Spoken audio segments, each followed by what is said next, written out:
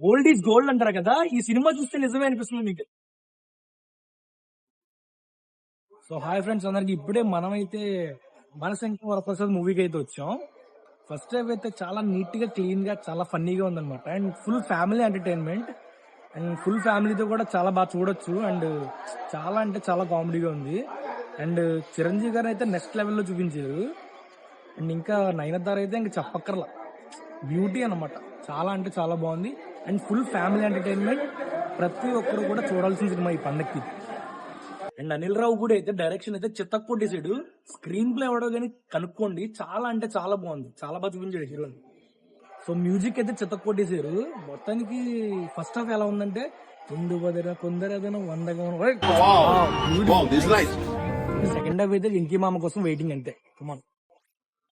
Just ఇప్పుడే second half కూడా complete అయింది. సెకండ్ హాఫ్ కూడా అద్దరిపోయింది. వెంకటేష్ గారు వచ్చాకైతే సినిమా ఎక్కడికి వెళ్ళిపోయింది అనమాట. అండ్ విలన్ కి బీజిఎం చాలా అంటే చాలా బాగుంది. అండ్ కామెడీ సీన్స్ అయితే వెంకటేష్ గారి మధ్య, చిరంజీవి గారి మధ్య కామెడీ సీన్స్ ఉంటాయి, చాలా అంటే చాలా బాగున్నాయి. మీరు ఖచ్చితంగా నవ్వుకుంటారు.